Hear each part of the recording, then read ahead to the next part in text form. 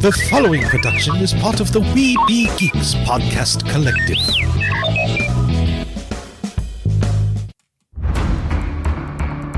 From days long ago, from uncharted regions of the universe, comes a legend. The dream that came through a million years, that lived on through all the tears. It came here, the Fandom Nexus. Fabulous secret powers were revealed to our host as he plugged in his microphone. I have a podcast! Here he is, your Spider-Pan, Jeremy.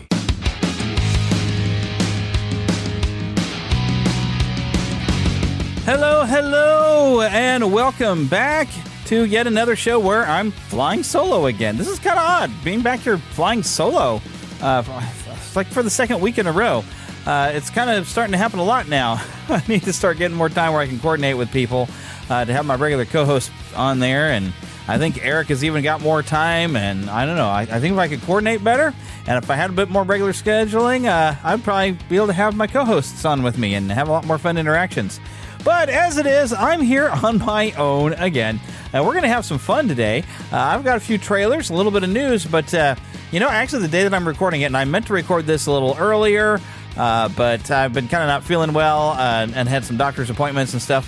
I'm overall fine, so I'm a little delayed, and so the day I'm recording it is the day I intended to put this episode out, or have it out by. It's Johnny Appleseed Day, September the 26th. Now, I'm not exactly sure why it's Johnny Appleseed Day. I bet it's his birthday or something.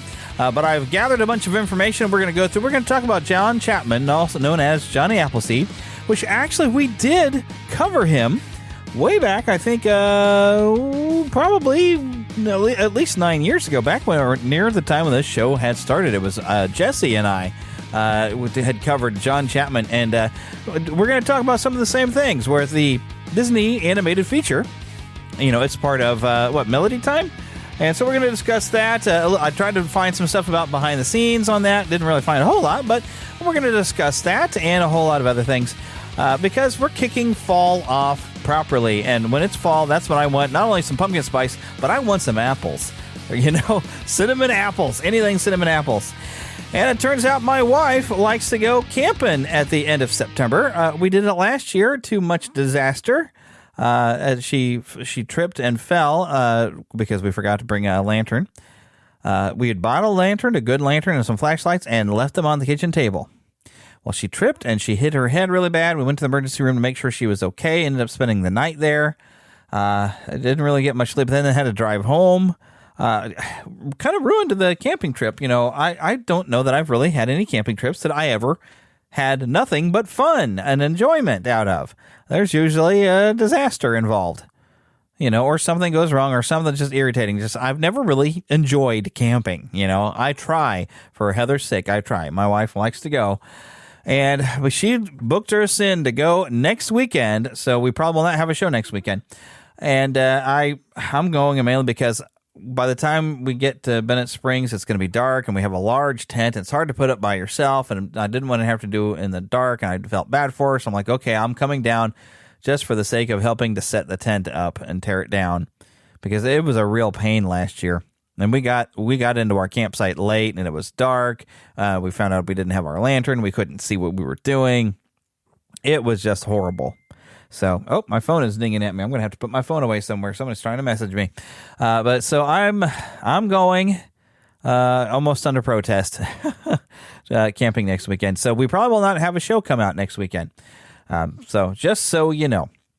And maybe I'll actually have some good stories. Maybe something will go right. She's wanting to go down there because she found out last year that they have women fish for free, so she didn't have to go and get her fishing license. She didn't have to pay for any fees or anything, and she can just go down and go fishing. I'm like, great, you get to go fishing for free. What am I want to do? I don't really feel like fishing. I always feel like I'm going to get a hook stuck in my finger. I am not an outdoors person, so I am not enthused. I'm like, okay, you're going to go fishing, and what am I going to go do? I don't know. I will figure something out. She said, well, you can sit there and read books or something. I'm like, oh, yeah. 90-degree weather, which I was looking it up. Yes, it's supposed to be 90 degrees this weekend here in Missouri.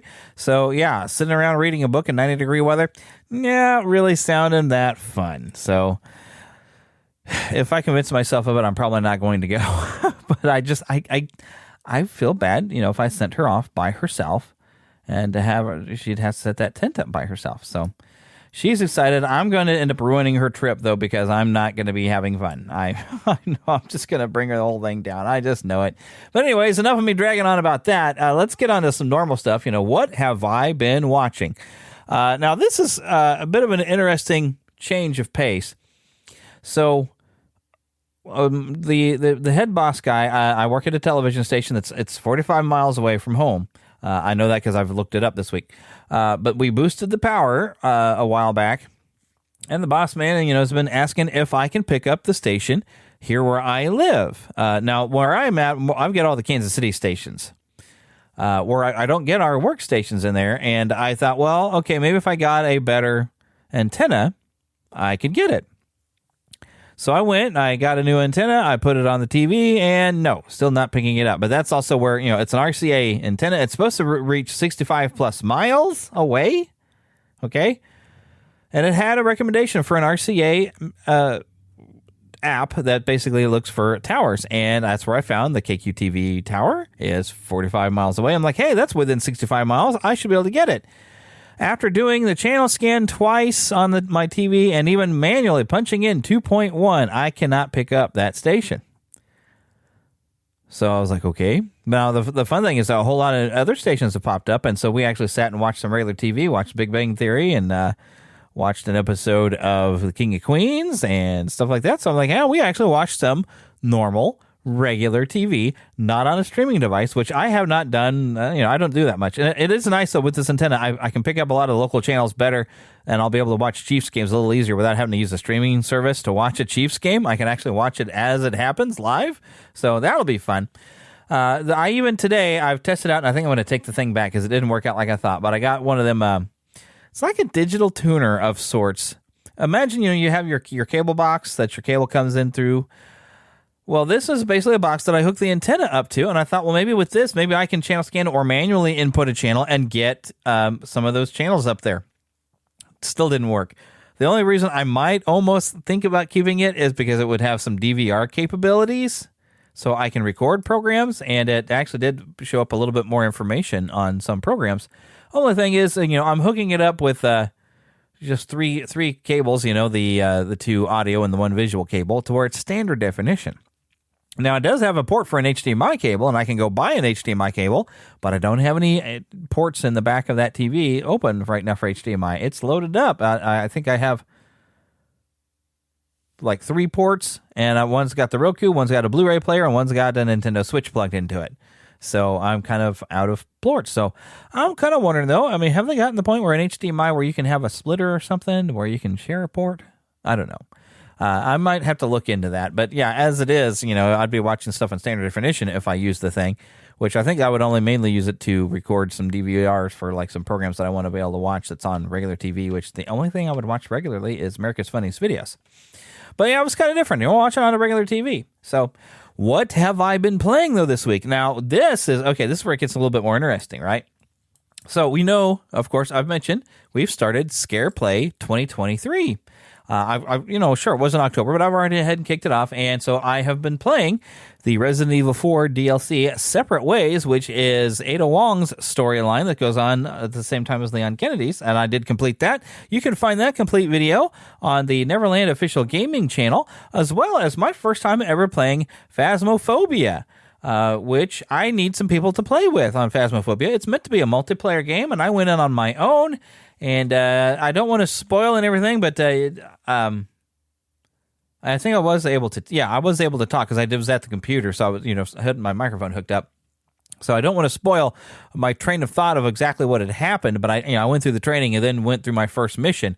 I'm going to find some people to play with, but I will continue to get some video for Scareplay. And if you're interested in playing with me, let's find each other on Steam. I need some people who don't mind being on part of this and being recorded, and also aren't going to cuss. So if something scares you, try not to cuss. Send me an email, podcast@neverlandpodcast.com. Maybe some people I'll play with, who knows. If you check in this week, I may have mentioned last episode, but I did an appearance on the Retro Rewind podcast, and I'll try to make sure I have a link, or at least I'll share it to Facebook. They were going to talk about the 1987 Masters of the Universe movie, and so I got myself an invite to come on the show to talk about it. It is a very fun show, and I do recommend it. And of course, I was on there, so if you enjoy listening to me, you'll enjoy listening to me on that show. And if you enjoy Masters of the Universe, I think you'll enjoy listening to that show. It is a good show. It is fun. I only recently discovered them this year, and I've enjoyed listening to them. So definitely check that out. But it is time to get into some news.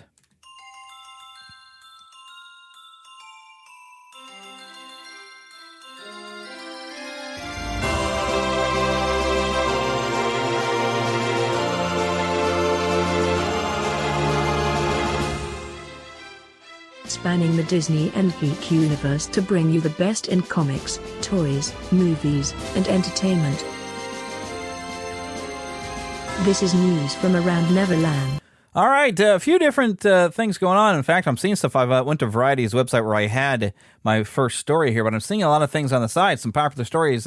David McCallum, star of NCIS and The Man from U.N.C.L.E., has passed away at 90. Also, I'm seeing a headline that Martin Scorsese says, fight back against comic book movie culture by supporting directors like Christopher Nolan. We've got to save cinema. Remember when he was saying that, well, these comic book movies, they're not cinema. So he's being a bit of a cinema snob, of course. Whatever. I'm not a big fan of his movies anyway. I haven't really watched much of them. It's like, whatever, Martin Scorsese. Just go be a cinema snob somewhere else. If people are enjoying them, let people go and have fun, for crying out loud. Anyways, the story I meant to jump onto here on Variety says Usher confirmed as the Super Bowl 2024 halftime performer. And of course, I've been seeing, well, I guess not. I was thinking more of a mixed reaction to this, but really, I've just seen some people saying, oh, really? I guess I don't have a reason to watch now. Which I guess is somebody who, if their team's not in the Super Bowl, they don't really want to watch. I'll still watch the Super Bowl, even if the Chiefs don't make it.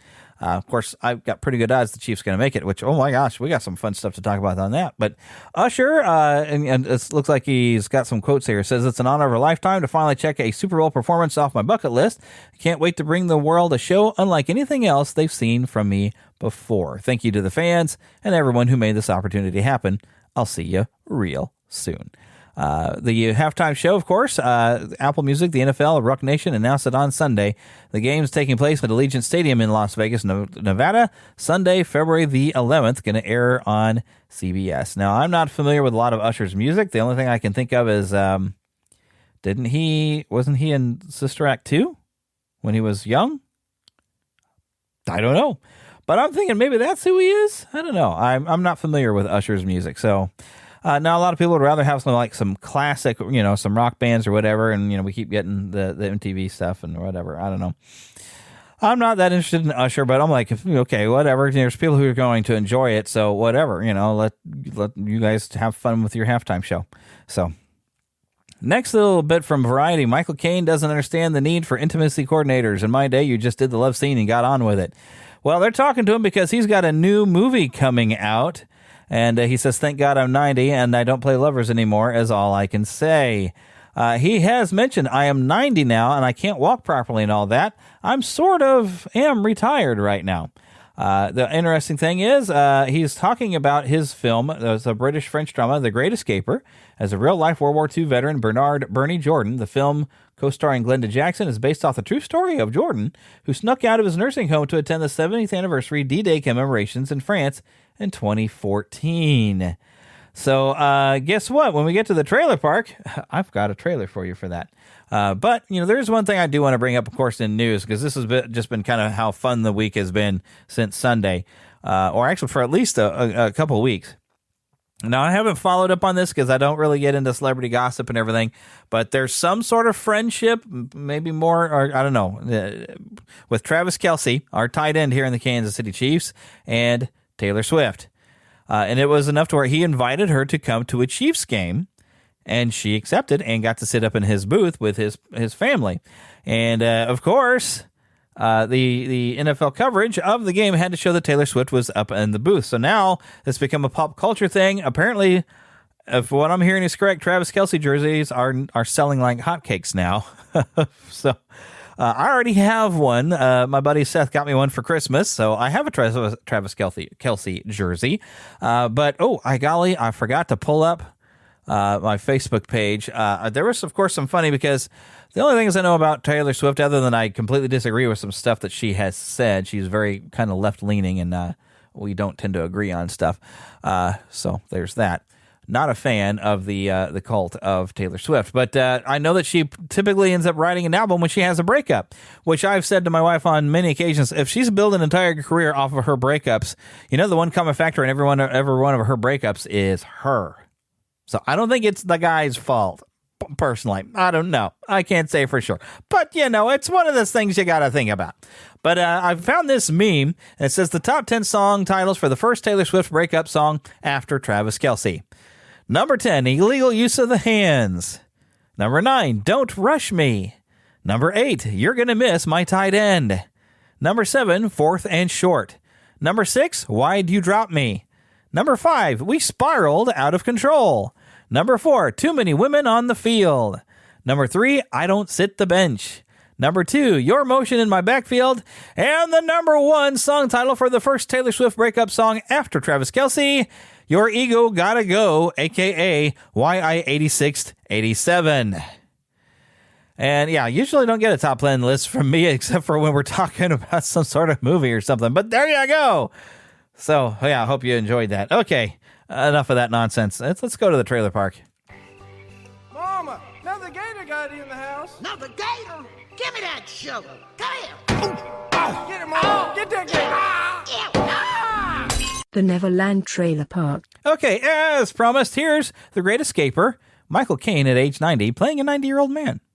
Historical drama, in a way. He's in France. Bonjour. At 90. Right. Soon as we've had some grub, I'll take you for a spin along the front. And when we get back, I think they've got a male stripper for you. What? I made that last bit up. I want to go to France. What are you on about? The trip to the beaches. D-Day. Really sorry, Bernie. You left it too late.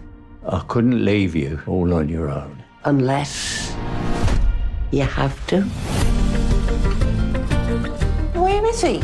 He's disappeared off the face of the earth. He's in France. Bonjour. At 90. Well, he has done it before. Only then, of course, they were shooting at him. So determined to honour his fallen comrade, the D-Day veteran made a break for the coast and mounted what has now been dubbed the Great Escape. Who are these people? They're Germans. Oh, this was your beach. Yeah.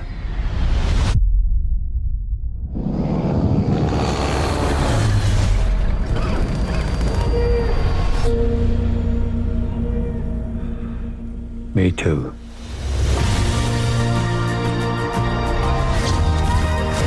At your age, Adele, you cling to every second, and every second is worth clinging to. I'm sorry, really. I've been in the papers, I've been on TV. 90-year-old coffin dodger. Honours the glorious dead. What a waste. Hey? What a waste. If you want to honour your friend, Bernie, you've spent 70 years loving me.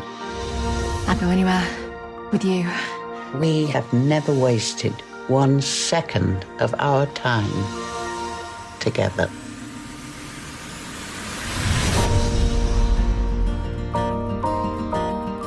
Are you coming to bed?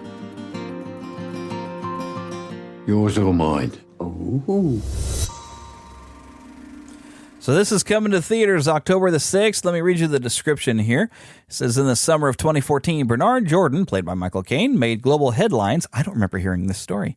He had staged a great escape from his care home to join fellow war veterans on a beach in Normandy, commemorating their fallen comrades at the D-Day landing's 70th anniversary. It was a story that captured the imagination of the world as Bernie embodied the defiant, can-do spirit of a generation that was fast disappearing. But of course, it wasn't the whole story. It was an inspirational but sanitized retelling of one man's need to come to terms with the lasting trauma of war. Bernie's adventure, spanning a mere 48 hours, also marked the culmination of a 60-year marriage to Renee, played by Glenda Jackson. The Great Escaper celebrates their enduring love, but always with an eye to the lessons we might learn from the greatest generation. And I do love a good historical drama, so I am quite curious to check this film out. It seems even interesting the perspective of, he's looking over the graves of people he knew, and so what a waste. I know war's a bad thing, it's terrible that it happens, but this was a necessary war. We had something that needed to be fought and needed to be stopped in World War II. Wars as never really, no one wants it, but sometimes it's becomes a necessity when things happen. Sometimes we have to put a stop to things, sometimes in order to save lives, you have to take some. That's just the way the world is. One day Jesus is coming. We're going to set this whole thing right. Jesus, get this taken care of. War will end. We will have peace on earth. We were promised that. There's my Christmas message. But anyways, let's jump into the next trailer. Percy Jackson coming as, I believe this is going to be a series on Disney+. We have a little bit of a teaser for Percy Jackson and the Olympians. I was scared of dentists in the dark. My name is Percy Jackson. Am I a troubled kid? Yeah, you could say that. Bad grades, bullies, all the normal stuff. And then there's some stuff that's maybe not so normal. There you are. You saw something. Something that no one else could see. The stories that I have told you about great gods and half-bloods, they are real. Mrs. Jackson, things have changed. This is all developing a lot faster than we anticipated. Grover, why is there half a goat in your pants? So the important thing is not to panic. Percy Jackson, we've been expecting you.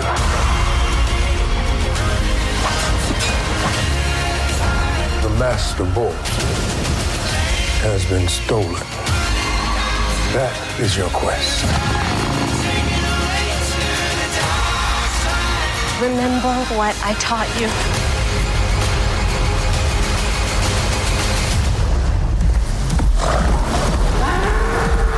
You're gonna need to be brave now.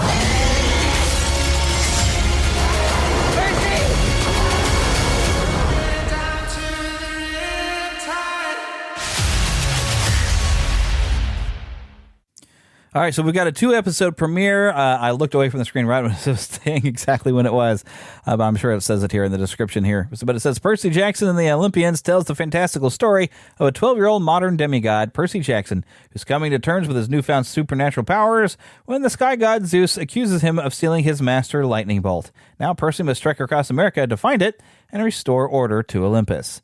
So it looks like this first season will cover the Lightning Thief book. I believe this is coming fairly quickly. It doesn't have a release date here in the description, but I really know that it did show up here. Let me look at this again.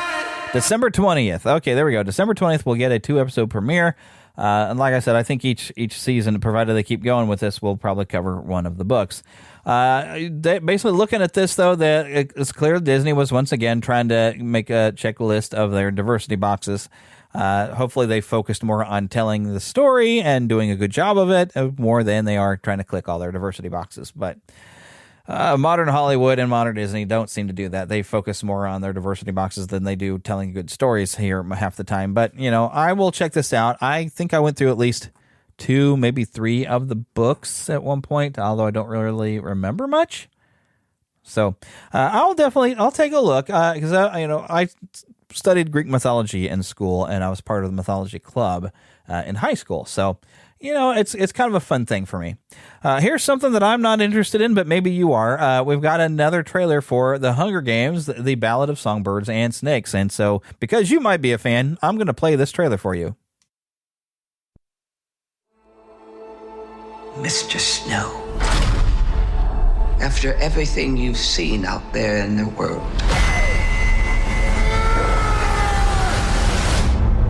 what are the Hunger Games for? Are you coming to the tree? The Hunger Games, they're to punish the districts. Those tributes don't have a choice. Your role is to turn these children into spectacles, not survivors. We're live!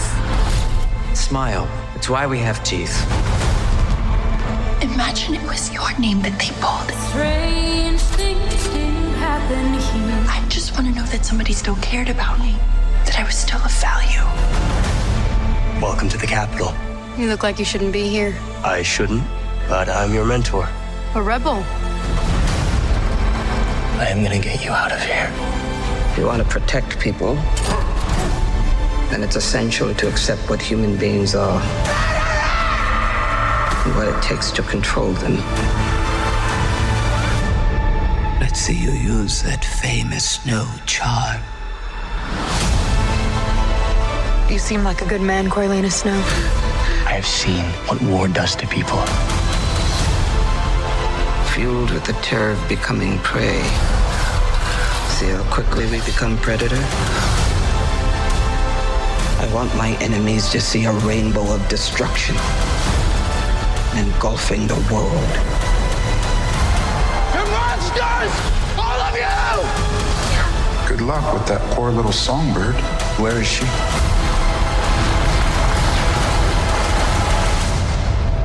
It's a mystery. And mysteries have a way of driving people mad.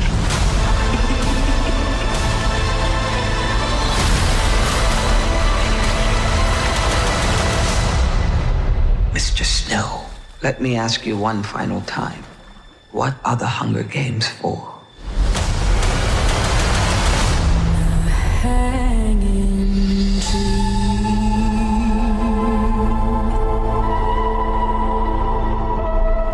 It's the things we love most that destroy us.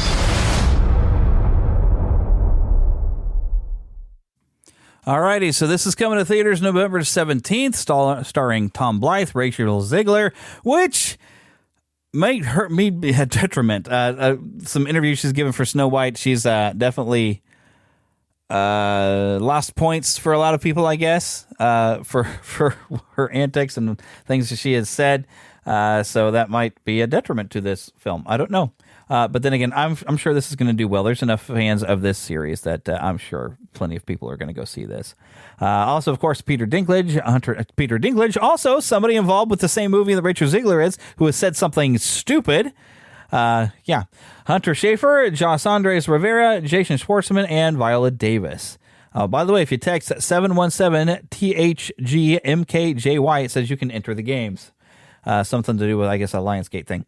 But I did listen to the audiobooks of the original. I found the books to be a bit repetitive, and I found a sci-fi trope that I figured it seemed that they were going for, and it was interesting. I was curious how it was going to turn out, but I wasn't that impressed. And then I thought, well, let me go and watch the movie. The first movie the camera was shaking so much that I couldn't get through 5 minutes. So I said, no, I'm sorry, I'm not watching this. If you're going to shake the camera that badly, you better have better stuff. And, maybe I'm a little counterculture. Something was that super popular that I was like, okay, well, that doesn't mean I'm going to like it. But I think I gave it a fair chance. I was curious enough to go through the books, but I found them completely unmemorable, honestly, and repetitive. That like, oh, look, the second book started out as something different, but then fell back into the same thing the first book was. It felt like. So I was like, yeah. And I don't even remember what happened in the third book, honestly. I just remember how it ended to where I was like, oh, now we know how this all got started because, it could be different. I mean, there's a prequel here coming out, but here's like what I came around with is it's a typical sci-fi trope where you don't know why we're in this dystopian cycle. You don't even realize you're in a cycle. because you've forgotten your history. Because one thing I noted in those books, they didn't know why they had a war before, but, well, we lost the war, so now we're being subjected to this. A war happens again, they win, and then what happens? They subject the people that they defeated into Hunger Games. I'm like, aha, that says to me that this is a cycle that has probably been going on for millennia. And whoever wins the war subjects the other to Hunger Games until, of course, the ones being subjected rise up and decide, oh, yeah, to punish you, we're going to subject you to Hunger Games. Until eventually they're probably just going to wipe themselves out, and that's the end of humanity. But it seems like a cycle, but everybody always forgets what that previous war was about. Well, we lost that war. We don't know what it was about. Well, it was about the other side being subjected to Hunger Games and them coming at and overthrowing you. And so that's what I see. And that is a sci-fi trope. And so I'll deem it some sci-fi. Well, I'll give it credit for being sci-fi and to that degree of, getting something right that you're supposed to be able to learn a lesson from. But yeah, otherwise, I'm really not interested. But you are probably. So there you go. I hope you enjoyed that. Something else that I don't know that I'm interested in, because I kind of stopped watching Doctor Who, although recently I did make a pretty good purchase. Voodoo had a sale going on at the end of August, and I got the, I think all through the, I guess all the David Tennant episodes, I think came, with the Christopher Eccleston season and all the David Tennant episodes. Got it as a nice bundle of all those seasons with the kind of rebooting of Doctor Who that happened over the last 20 years or whatever. But anyways, there's a 60th anniversary special coming, and David Tennant is back, and I didn't know if they were supposed to be flashing back, but I guess it's maybe he's somehow or another regenerated back into David Tennant. I don't know.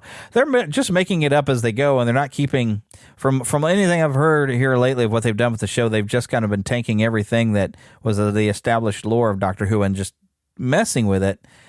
So I don't know that I'm interested in watching this, but why not? Here we go. Here's the trailer for the new Doctor Who 60th anniversary specials. Sometimes I think there's something missing.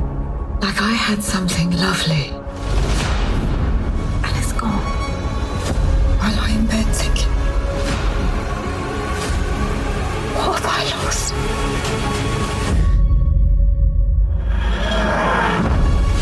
I've got this friend called Donna Noble. I had to wipe her memory to save her life. No! If she remembers me, she will die. So what happens next? The spaceship crashes right in front of her. It's like she's drawing us in. The Martian in the shade! Oh, here we go again. I don't believe in destiny, but if destiny exists, then it is heading for Donna Noble. And I've got a memory. After a very long time, something's coming back. Who are they? Monsters. There's something so bad the TARDIS ran away. Yes. We go and kick it!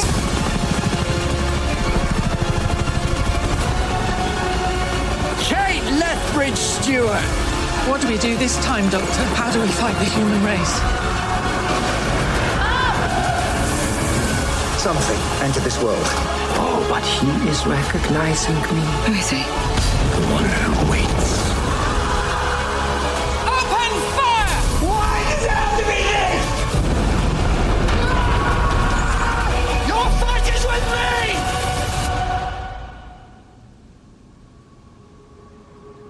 I don't know if I can save your life this time. Worldwide premiere!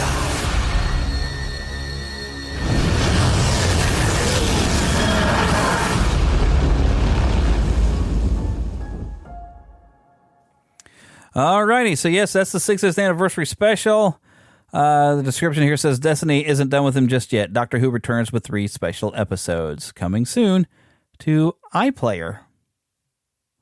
I don't know if these are even being shown on any sort of way that I watch television. Honestly, I'm basically going to watch the stuff that I've purchased. I kind of want to rewatch some of the old episodes that I got interested in when it came back. and it was on Netflix. I remember when I first got Netflix, I was like, I don't know what this Doctor Who is, but I'm going to sit and watch it. And I did kind of stream through it and really enjoyed it. But I don't know, they kind of went off the rails. All right, something else coming to specialty TV called Once Upon a Studio. It's a Disney Plus original. They're going to show it on television, but I'm sure it'll be on Disney Plus as well. I know I don't usually cover Disney stuff, but this is the 100th year anniversary, and I thought, this deserves a mention.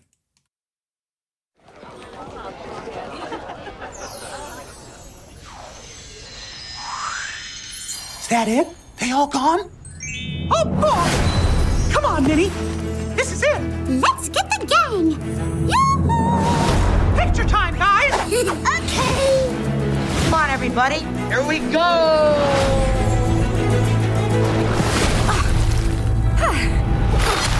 Water. 100 years of stories. Make it pink. Make it blue. 100 years of magic. Ooh, help and bother. Do you think all the villains will show up? Not all. Celebrate 100 years of Disney with Disney's new original short film, Once Upon a Studio. World broadcast premiere October 15th, only on ABC. Goofy, careful. Now, I'm curious enough to watch it because I'm hoping for a lot of love shown to the classic vintage Disney that I still love. So I'm probably going to wind up tuning into this because I like getting to see some hand-drawn animation, although I think they've done did it with computer to do some hand-drawn. But, I'm going to end up checking it out. I can't help it. There's still part of me that still loves Mickey Mouse, so whatever. I'll be looking into it after all.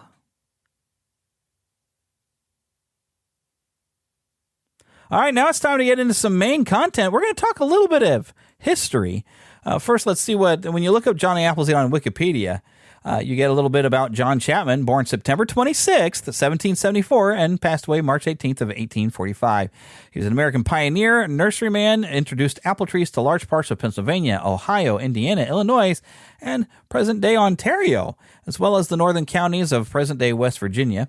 Became an American legend while still alive due to his kind, generous ways, his leadership in conservation, and the symbolic importance he attributed to apples.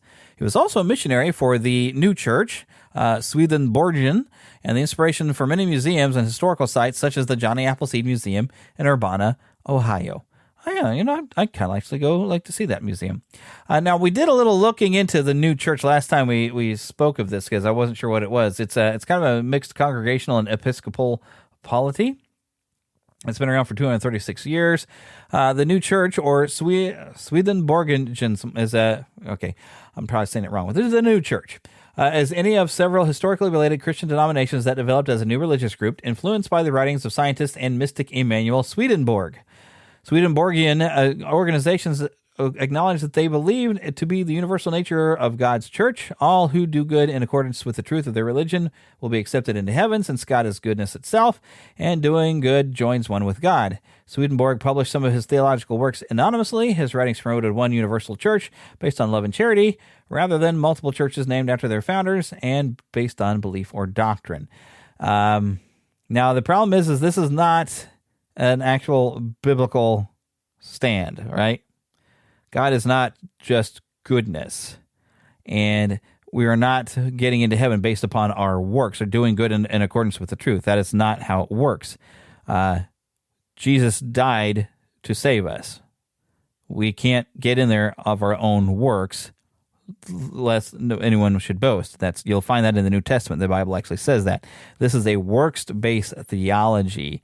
And doing good joins one with God. That is mixed in with the lie that Satan had. It's like, you do this, you will become gods. That is what they go into. And unfortunately, John Chapman was part of it, so he might have done a lot of good things, but he was apparently trying to earn his way into heaven.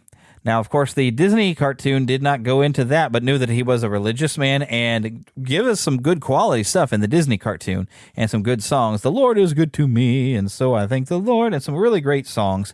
And I prefer from that, that is a great cartoon. It gives you a little bit of truth, but a lot of just fun. But it's always fun to watch. A little bit more history about his family. It says Chapman was born on September 26th, as we mentioned before, in Leominster, Massachusetts. Second child of Nathaniel and Elizabeth Chapman. His birthplace has a granite marker, and the street is now called Johnny Appleseed Lane. Chapman's mother, Elizabeth, died in 1776, shortly after giving birth to a second son, Nathaniel Jr., who died a few days later. In 1780, his father, Nathaniel, who was in the military, returned to Longmeadow, Massachusetts, where in the summer of the same year he married Lucy Cooley. Author Rosalie Rice stated that Johnny had one sister, Persis Broom of Indiana. She was not at all like him, a very ordinary woman, talkative and free in her frequent says she's and says I's. According to some accounts, an 18-year-old John persuaded his 11-year-old half-brother Nathaniel Cooley Chapman to go west with him in 1792. The duo apparently lived a nomadic life until their father brought his large family west in 1805 and met up with them in Ohio. The younger Nathaniel decided to stay and help their father farm the land. Shortly after the brothers parted ways, John began his apprenticeship as an orchardist under Mr. Crawford, who grew apples, thus inspiring Chapman's life journey of planting apple trees. In 1800, at the age of 26, Chapman was in the Licking River, Ohio. His first orchard was on the farm of Isaac Stadden in Licking County. In 1806, he embarked upon a canoe voyage down the Ohio, Muskingum, I hope I'm saying that right, Muskingum and Walhanding rivers, using two canoes lashed together to transport himself and his seeds. That's got to be a lot of seeds. I mean, I could just imagine him. Well, with two canoes, you'd bring along a few things for survival, I'm sure, but probably a lot of seeds. In 1822, the first known use of Johnny Appleseed was written in a letter from a member of the new church. And according to Harper's New Monthly Magazine, toward the end of his career, he was present when an itinerant missionary was exhorting an open-air congregation in Mansfield, Ohio. The sermon was long and severe on the topic of extravagance because the pioneers were buying such indulgences as calico and imported tea. Imported tea and calico was an indulgence. History. Where now there is a man who, like the primitive Christians, is traveling to heaven barefooted and clad in coarse raiment? The preacher repeatedly asked until Johnny Appleseed, his endurance worn out, walked up to the preacher, put his bare foot on the stump that had served as a pulpit, and said, "Here's your primitive Christian." The flummoxed sermonizer dismissed the congregation. So there's some fun stories going on there. The popular image, of course, was Johnny Appleseed spreading apple seeds randomly everywhere he went, but in fact, he planted nurseries rather than orchards, built fences around them to protect them from livestock and wildlife, left the nurseries in the care of a neighbor who sold trees on shares, and returned every year or two to tend the nursery. He planted his first nursery on the banks of Broken Straw Creek, south of Warren, Pennsylvania. Next, he seems to have moved to Venango County along the shore of French Creek, but many of these nurseries were in the Mohican River area, north-central Ohio. This area included the towns of Mansfield, Lisbon, Lucas, Perrysville, and Loudonville. So now let's talk a little bit about the fact that we got a nice animated feature of him, and I think that's where I end up having a love for Johnny Appleseed is from this. It's an animated short from the film Melody Time. It was reissued as a standalone short on December 25th of 1955. It can also be found on the home video releases of Disney's American Legends, along with The Brave Engineer, Paul Bunyan, and John Henry. And my buddy Phil, who's frequently co-hosting here, it does have, I think, a DVD of the American Legends. So this is set. It's supposed to be in 1806 that the plot is, and a young man named John Chapman, better known as Johnny Appleseed, harvests his apples as an apple tree as he thanks the Lord for his blessings, which is a great scene. We love that. Moments later, Johnny sees a crowd of pioneers marching to look for new land in the Midwest, and he fantasizes about joining them, but thinks himself too weak to make the journey. A miracle suddenly happens when his guardian angel appears in the form of a backwoodsman. The angel encourages Johnny to join the pioneers, but Johnny declines, telling his angel that he does not have the strength. But his angel tells him that he has faith, courage, and a level head. He then explains to him that all he knows about is apple trees, in which this angel reminds him of the many uses apples have. And another great song in there, and I tell you what, we have an apple fest at church, and we'll watch this. We just eat everything with apples. I mean, apple pies and apple jellies and apple tarts, and oh my goodness, just all the things you can make with apples is wonderful. It's a great food.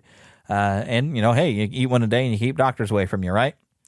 At least that's supposed to be the idea of it. But it's a great cartoon. I couldn't really find anything so much about the making of it, which I really, really wanted to find. But I did, however, found some audio here that has, and I'm forgetting his voice here, but some great audios of of some of the songs from Johnny Appleseed, with a little bit of the story, being narrated by the same guy who voiced him in the, and I think even kind of told the story in the film.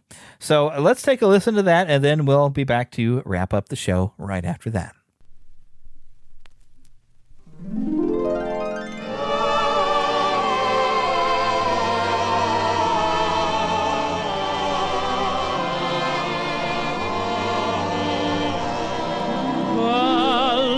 Is good to me, and so I thank the Lord for giving me the things I need, the sun and rain and an apple seed. Yes, he's been good to me. Yes, the Lord is good to me.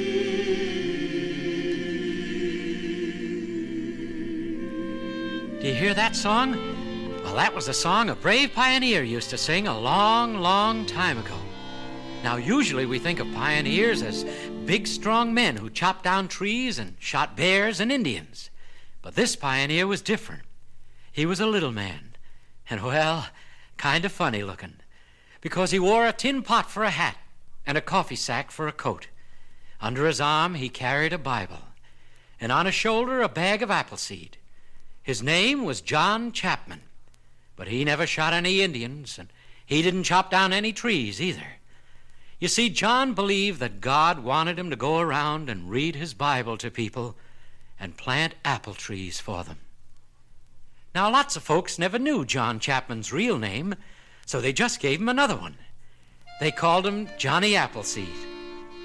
Now, as you hear Johnny's story, you'll meet all kinds of people. First, there's Johnny. He talks like this. Howdy, settler. I come to plant you some apple trees. And then there's Johnny's guardian angel. And remember, son, along with the seeds of the apple tree, plant the seeds of love and charity. And of course, there's Indians and pioneers and even the varmints. You know, the animals. And they have a word to say, too. But mostly, you'll hear the voice of an old pioneer who knew Johnny well. Oh, and remember we said Johnny Appleseed was a little man? Well, the old pioneer doesn't think so. Listen. Little? Johnny Appleseed little? Why, he was the mightiest pioneer of all. You just wait and see. But first off, we gotta go way back to the year of 1806 or there around, to a little old farm near Pittsburgh town. Here's where you'd find Johnny most any day, picking apples and singing hisself a song. The Lord is good to me, and so I thank the Lord for giving me the things I need, the sun and rain and an apple seed. Yes, he's been good to me. I owe the Lord so much for everything I see. I'm certain if it weren't for him, there'd be no apples on this limb. Yes, he's been good to me. Oh, here am I 'neath the blue, blue sky, doing as I please, singing with my feathered friends, humming with the bees. I wake up every day as happy as can be, because I know that with his care my apple trees, they will still be there. Oh, the Lord is good to me. Yes, sirree. John surely loved the apple tree. Of course, there was something else that Johnny loved, and that was his Bible, the Word of God. He never failed when his work was through to sit and read a verse or two. Now, one day, whilst John was a-reading there, he felt a stirring in the air. Well, sir, it was a wagon train a-comin' down the dusty road, just loaded down with pioneers a-headin' west. Get on the wagon rolling west, singing a land that's new. Get on the wagon rolling west, there's plenty of room for you. Get on the wagon rolling west, out to the great unknown. Get on the wagon rolling west, or you'll be left alone. The rivers may be wide, the mountains may be tall, but nothing stops the pioneer. Johnny sure liked that song. He tried to pretend he was a pioneer, too. Started singing right along with it. We made a home before, we're starting out again. We ain't afeard of man or beast, we're strong-hearted men. So get on the wagon rolling west, out to the great unknown. Get on the wagon rolling west, or you'll be left alone. Or you'll be left alone. Or you'll be left alone. You'll be left alone. Poor little Johnny. He warn't no pioneer, not yet. It was all just pretend. And so the wagon train rolled on over the hill and left him standing there. Johnny sure felt bad, 'cause he wanted to go west and be a pioneer, too. And then, just when he was feeling sorriest for himself, a miracle happened. All of a sudden, from way up high, come a strange some sound. And then a great white glistening light come swooping down from the sky, fetched up right beside him, scared him half to death. And then, "Well, what's holding you, Johnny?" says a voice. Go on out west, if that's your choice." And now the light grew soft and yellow, and lo and behold, there stood a feller right in the middle of it. Had on buckskin breeches, a coonskin cap, some homespun wings, and a homely map. Well, sir, it was an angel. Johnny's own private guardian angel. "Well, speak up, boy. Don't stand there gawking. Unlock your jaw and get to talking." Yes, sir. Why don't I go west? 'Cause I ain't got the muscle or the breadth of chest. Out there's the strong men who survive, and I'm about the puniest feller alive. "Shame to you, Johnny. For shame, I said. You got faith and courage and a level head. But shucks, you see, sir, all I know is apple trees." "And what's wrong with apples, if you please? Ain't they about the finest fruit in all the land? Why, shoot, man, they take the cake. Just think, Johnny, of all the things that apples make. There's apple pickles, oh so tasty, apple tarts and apple pasty, apple dumplings, not to mention apple sass. Apple fritters light as thistle, and for folks to wet their whistle, tangy apple cider in a glass. Stew 'em, fry 'em, boil 'em, bake 'em, apple pie and apple cake 'em. You can cook an apple anyway. There's apple this and apple that, the recipes that fill your hat. Why, I could carry on like this all day. So pack your stuff and get a-going. Get them apple trees a-growing. There's a lot of work out there to do. Oh, there's a lot of work to do. But you see, sir, I ain't got no gun, nor traps, nor gear, nor none of the things I'll need out there. You ain't got the... Dadgummit, boy, I'm ashamed of you. You got the stuff to see you through. Why, you got all the seeds you're needin', and for pretty darn good reading. There ain't nothing finer than your book. Here's a mighty handy bonnet. Why, it's a tin pot with a handle on it. Yep, turn it upside down and you can cook. So come on, son, and get a-going. Get them apple trees a-growing. There's a lot of work out there to do. Oh, there's a lot of work to do. And remember, son, along with the seeds of the apple tree, plant the seeds of love and charity. Plant 'em clear across the whole frontier, and all the settler folk out there, they'll thank you for a kindly deed and say, "Bless you, Johnny Appleseed."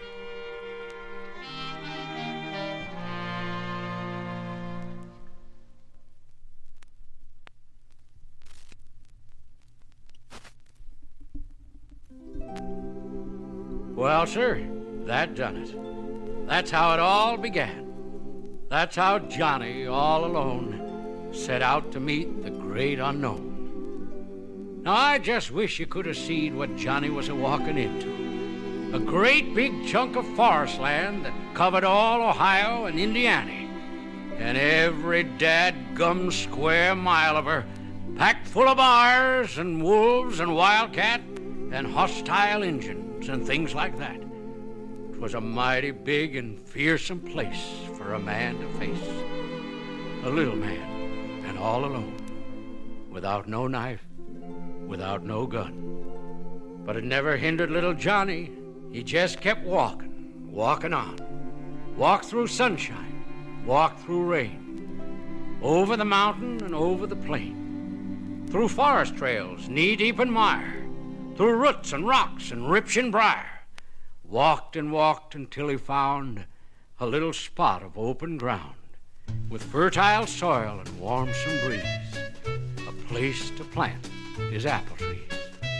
Now, whilst Johnny was a-workin', whistling his song, some forest critters come along. There was a bar, a panther, a little brown hare, a wise old owl, and a white-tailed deer. 'Twas the owl spoke first. Who's that ornery human there? He's gonna shoot us all dead. Ooh, you better beware. Ooh.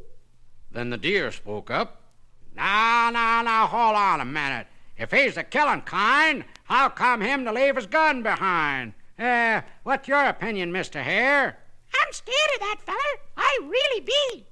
But the panther growled, I ain't, not me. And the bard joined in. Me nother, says he. Now, whilst they palavered this way and that, here come along a black and white cat. And he warn't just a pussy cat like you might have thunk.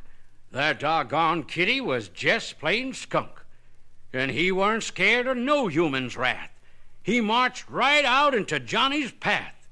Well, here come Johnny not paying no heed, just going along a-planting apple seed. The skunk hunched down, he got himself set, and Johnny, he ain't seen him yet. And then, all of a sudden, Johnny turned around and, oh!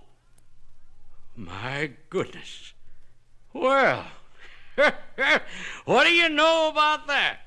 Yes, sir, Johnny started petting that skunk. Believe me, that took lots of spunk. But the skunk loved it. Just folded up and started in a-purring like a buzzsaw. Well, sir, the critters ne'er seed the beat of that. The likes of a human a-liking that cat. And throughout the forest from that time on, every last living varmint was a friend to John. They surely was.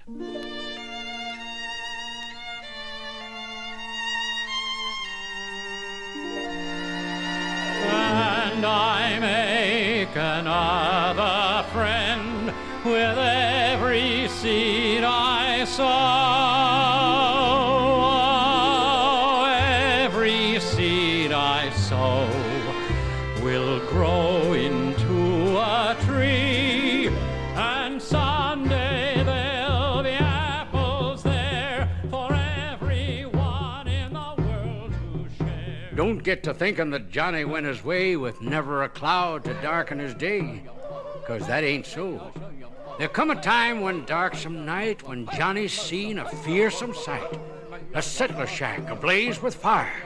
And as the flames leapt higher and higher, all around it Injuns danced and yelled and screeched and beat their drums and sang their awful chant of war and hate. Well, Johnny didn't stop or take a breath. Just started walking into sartin, sure, and sudden death. The noise grew louder, the fire blazed hot, and then... Yep, just like that, the ruckus stopped. For there stood Johnny Appleseed, right smack dab in the middle of them heathen killers. Yes, sir, there was the Injuns, and there was Johnny, 100 pies and arrows pointed at his heart, and all around spears and tomahawks was raised to cut him down. But Johnny wasn't scared. He just opened up his book and spoke like this. Put away your wrath, O my brothers. Be ye kind and merciful. a little man, and all alone, without no knife, without no gun. A man with a strange and holy look, whose only weapon was a book. Thou shalt not hate. Thou shalt not kill.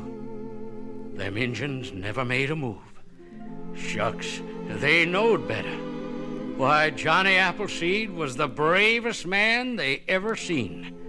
And they figured any man as brave as John must have a God to help him on. A new and mighty God.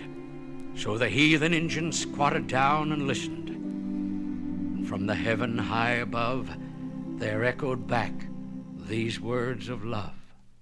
Blessed are the peacemakers, for they shall be called the children of God. And he made another friend with every seed he sowed. Yep, Johnny did make friends, lots of them. Weren't all animals and Injuns either. No, sir. Fact is, Johnny's best friends was the settlers, the pioneer clearing away a forest. They got to looking for Johnny's visits. Never knowed when he'd pop up with his merry whistle and cheery greeting. Howdy, settlers.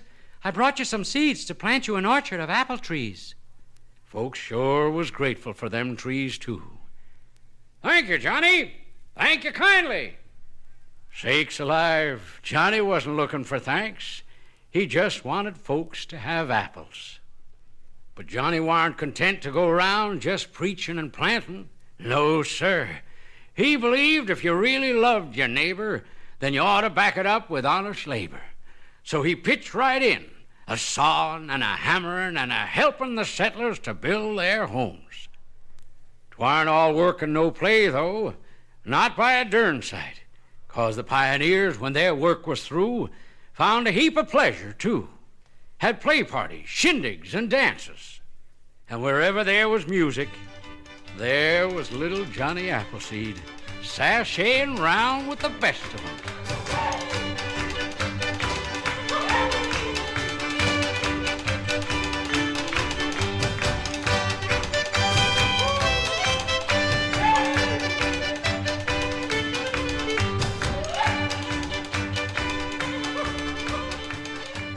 Now Johnny Appleseed had become a real pioneer, so he couldn't stay long anywhere, 'cause he had a lot of walking and planting still left to do. And everywhere he went, you'd find Johnny left the shadow of his deeds behind. Well, pretty soon that shadow commenced to grow and grow and grow, till it stretched clear across the whole frontier. And in that shadow everywhere, you'd find Johnny left these blessings three: love, faith, and the apple tree. And now 40 years have come and gone, and yonder, 'neath some apple trees, old Johnny is sleeping, taking his ease. He's still got on his tin pot hat, and of course his Bible's in his lap. But listen. Blessed are the pure in heart, for they shall see God. Yep, it's Johnny's angel, come again. And now I guess you know the time has come for Johnny to go. Boy, for sleeping you take the cake. Come on, get up. Why, Mr. Angel, how d'ye do? I'm fine, and how be you? Fine, just feeling great. Good, 'cause you got one long last trip to take. Do tell. Well, don't stand there talking. Come on, let's get to walking. Whoop. Now, hold on there. Just a minute. One long last trip, you say? You don't mean I'm through? I'm finished? I'm passed away?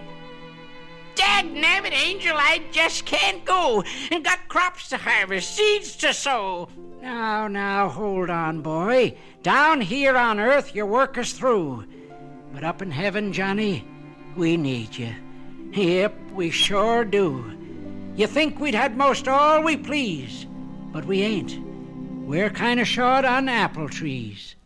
Well, I swan. I didn't know. Well, what are we waiting for? Come on, let's go. Now, what kind of fruit do them angels favor? Jonathan's has a delicious flavor, and there's Rhode Island greenins for apple pie, and Tompkins Kings and Northern Spy. It could plant Baldwins, a dozen or 10, then Davis and Russets and Winesaps, and then some Pippins and Yorks. Well, I guess by now you will agree, Johnny was the mightiest man you ever did see. And though it's many and many a longsome year since he was here, folks still remember little Johnny, still bless his name, still sing the song of Johnny Appleseed. And someday there'll be apples there for everyone in the world to share. The Lord is good to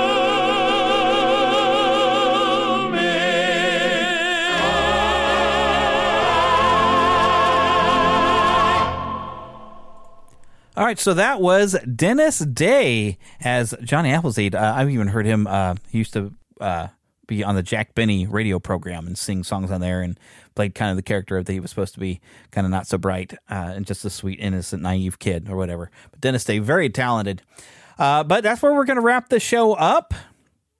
So I want to, of course, remind you to visit neverlandpodcast.com. There you can find, of course, a link for my podcast reviews. That's about to change. The owner of that, the creator of that, is changing the name. I'll get into that here in a bit when the change actually happens. But I'll probably have to update some icons or whatever for my affiliate program in there. But it's a great service. Get into it now. You can get, if you happen to have a podcast, you can get your reviews sent right to your email from around the world, because generally Apple will only let you see reviews from your area. And I, of course, could use some reviews. There's links for doing that as well. Please send a review there. I do appreciate it. Share the show with others. Also, we'd like to thank Karen Kennedy, Ricky Pope of Christian Nerds Unite, and Darren Wilhite of the Wilhite and Wall Show for helping me out with the intro to this show. Don't forget, send me an email, podcast@neverlandpodcast.com. Hey, if you happen to be on Steam, look for Spider Paint on there. Send me a friend request and let me know, hey, you'd like to play some games with me, because we're also going to play Demonologist at some point, and that's supposed to be multiplayer as well. It'll be part of Scareplay. Follow us on Twitter and Facebook. We have a group and, of course, a fan page. And, of course, don't forget you could donate on our Patreon links right there on the website. Also, we do have our shop. Every little bit helps keep this show going when you donate or purchase items. And, of course, once again, a reminder, go check out the Retro Rewind podcast and to hear me on the show talking about Masters of the Universe this week. It should be releasing, I think, tomorrow, if not already. I seem to have a message from Francisco, who's the head feller of that, letting me know that I think the show has been released. So I'll be sharing that, and I'll try to get a link in the show notes here as well. But until we see you next time, remember, it's going to be a couple of weeks because I'm going camping. Get lost, because I probably will be lost in the woods.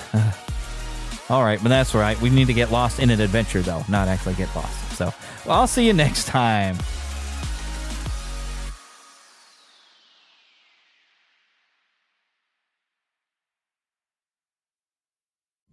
Ew, gotta get rid of this old Backstreet Boys t-shirt. Tell me why. Because it stinks, boys. Tell me why. I've washed it so many times, but the odor won't come out. Tell me why. No, you tell me why I can't get rid of this odor. Have you tried Downy Rinse and Refresh? It doesn't just cover up odors, it helps remove them. Wow, it worked, guys. Yeah. Downy Rinse and Refresh removes more odor in one wash than the leading value detergent in 3 washes. Find it wherever you buy laundry products.